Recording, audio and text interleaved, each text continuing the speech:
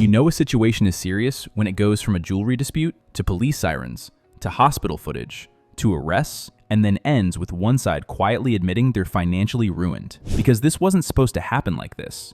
This wasn't meant to be public. This wasn't meant to explode on social media. But now, the footage is everywhere. The lawsuits are coming, and the owner of Akay Diamonds is basically saying the whole thing destroyed him. And the craziest part? This didn't start with a fight. It didn't start with an arrest. It started with one customer and one bracelet. And by the end of this video, you're going to understand how a single confrontation in the Diamond District turned into one of the most damaging public meltdowns the jewelry world has seen in years. So stay with me, because this story escalates in ways nobody expected.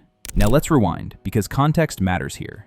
The Diamond District is not just any place. This is one of the most reputation-driven environments in the world. Everything runs on trust, word of mouth, names, who you know, who you don't cross. If your name gets stained there, it doesn't wash off easily. And that's what makes this situation so explosive.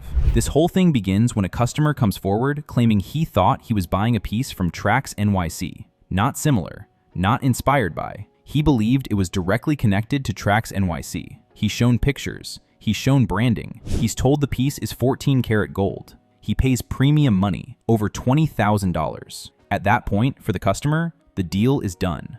But then, something doesn't feel right. The bracelet eventually gets tested, and when Trax himself tests it on camera, the result is shocking. It's nowhere near 14 karat, significantly lower.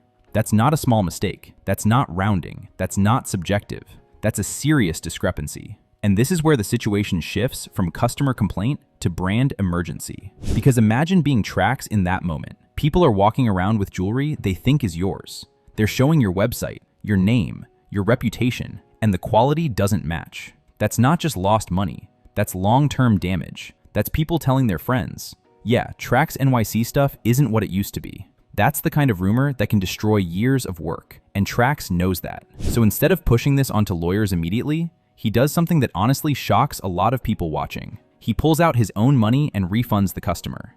$22,000, full price, plus extra for the inconvenience. And listen, that matters, because at that moment, Trax didn't have to do that. He wasn't legally responsible. He didn't sell the item, but he understood something deeper. Reputation is everything, and once it's gone, money won't save you. But here's the thing, that refund wasn't the end of it. That was the beginning. Because once Trax made the customer whole, he made it very clear he wasn't letting this slide. He publicly says he's going to confront Akay Diamonds directly. And that's where tension really starts building. Now pause here for a second. This is the moment where everything could have gone one of two ways. Lawyers could have handled it quietly. Cease and desist letters, private settlements, no cameras, no chaos, no arrests. But that's not what happened. Instead, Trax goes straight into the Diamond District with cameras rolling. And you can already tell from the footage that emotions are high. This isn't a calm business meeting. This is frustration that's been boiling. He walks up to the Akay Diamonds booth and immediately starts confronting them. Accusations fly. He's saying they used his name, that they misrepresented gold quality, that they damaged his brand. Voices get louder. People start gathering. The energy is tense, and you can feel it. This is not going to end peacefully. At first, it's just words. Heated, aggressive words, but still words. But then something happens that completely changes the trajectory of this entire situation. One of the Akay brothers spits directly in Trax's face. And listen, that's not business anymore. That's not a disagreement. That's pure disrespect. That's the kind of action that flips a switch in any human being. From that moment on, everything spirals. The confrontation explodes into physical chaos. People are pushing, punches are thrown, security rushes in, other jewelers are yelling, phones are up everywhere. This isn't happening behind closed doors. This is happening in front of dozens of witnesses in one of the most public parts of the Diamond District. And that's when the police arrive. This is the moment where things go from viral drama to real-life consequences. Two of the Akay Diamonds owners are arrested on the spot, handcuffed, escorted out. No spinning it, no denying it. The footage is there. Meanwhile, Trax ends up in the hospital. He later posts videos showing marks on his neck, claiming he was choked with his own chain. He looks shaken, angry, fired up. He's asking lawyers to contact him. He's saying he can't let this slide. And suddenly, the entire narrative shifts. Because now, this isn't just two jewelers arguing. This is assault charges, hospital visits, viral footage, and an internet that's already chosen sides. Now here's where the tension really deepens. After the arrests, Akay Diamonds goes quiet. No loud rebuttals, no confident press statements, just silence. And in situations like this, silence speaks volumes. Behind the scenes, reports start surfacing that the fallout is devastating the business. Customers are second-guessing past purchases.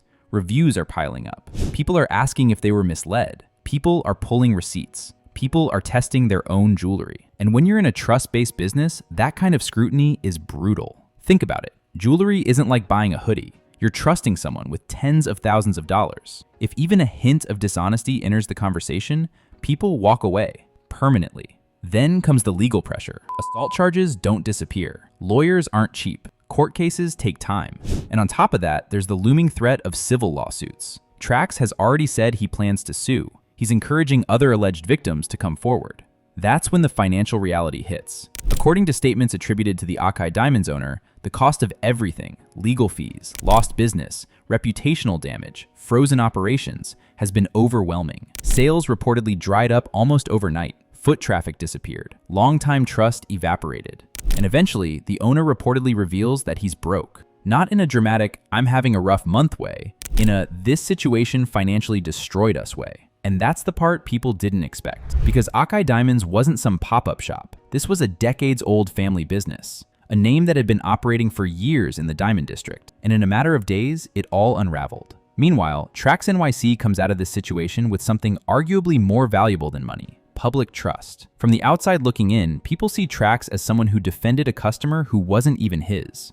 Someone who put his reputation on the line. Someone who didn't back down when his name was being used. Whether you agree with his approach or not, the optics matter. And in the internet era, optics are everything. Now, to be clear, there are still important legal distinctions here. Fraud allegations are still allegations. No fraud charges have been filed yet. The arrests were for assault. That matters legally. But here's the thing, public opinion doesn't wait for court verdicts. Once the footage is out, once people see spit, punches, police, hospital visits, and arrests, the damage is already done. And for Akay Diamonds, that damage may be irreversible. This situation wasn't staged. Nobody tanks a decades-old business for clout. Nobody signs up for assault charges for views. This was real, raw, emotional, and chaotic. And that's what makes it such a cautionary tale. One confrontation, one moment of disrespect, one viral clip, and everything collapses. As of now, the Akay Diamonds owners are facing assault charges. TraxNYC is pursuing legal action. More details are expected to come out, and depending on how this plays out in court, the financial and legal consequences could get even worse. Alright, let's keep going and take this even deeper, because there's another layer to this story that most people aren't really talking about yet. And it's the part that explains why this situation collapsed so fast, and why the "he's broke" admission actually makes sense. Because this wasn't just about one fight. It wasn't just about one bracelet. It was about control, ego, pressure, and what happens when pride meets a camera. And this is where things get uncomfortable. See, in environments like the Diamond District, everything is built on unspoken rules. You don't air things out publicly. You don't embarrass another jeweler in front of customers. You don't bring cameras into disputes. Most of all, you don't let emotions take over in a space where reputation is currency. Once those rules get broken, it's like knocking over the first domino. From Akay Diamond's perspective, imagine how that confrontation probably felt. One of the biggest names in the district storms into your booth, cameras rolling, accusing you of fraud, misrepresentation, and brand abuse. That's not just a business disagreement.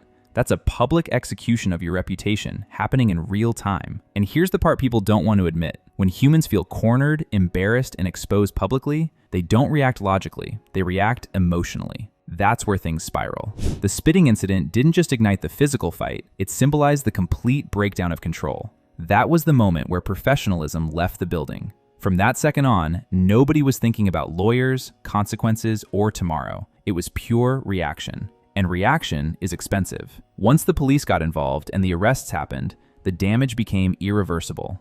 Because now, this wasn't just internet drama, this was a legal record. Mugshots, charges, court dates, media coverage. That's not something you can explain away with a statement. And this is where the financial collapse really begins. People underestimate how fast money dries up when trust disappears, especially in luxury industries, especially in jewelry. One viral incident is enough to make banks nervous, partners step back, suppliers pause, and customers vanish. Even if Akay Diamonds did nothing wrong on the business side, even if the fraud allegations never stick, the optics alone are devastating. Because customers don't want risk when they're spending tens of thousands of dollars. They want certainty, calm, stability. This situation represented the opposite of that. Now layer in legal costs. Assault cases don't resolve overnight. Lawyers need retainers. Court appearances cost time. Every day spent dealing with legal fallout is a day not spent selling, sourcing, or repairing jewelry. And when your name is radioactive online, that lost time compounds. Then there's the civil side. Trax openly calling for other alleged victims to come forward is a nightmare scenario for any business. Even if only a handful of people respond, every single complaint needs to be addressed, investigated, defended, settled, or fought. That's money leaving the building non-stop. This is why the "I'm broke" admission hits different. Anyway, this concludes today's video. Be sure to subscribe to LoafTube for future celebrity videos, and turn on that post notification bell so you don't miss out on any future uploads. Until then, see you in the next one.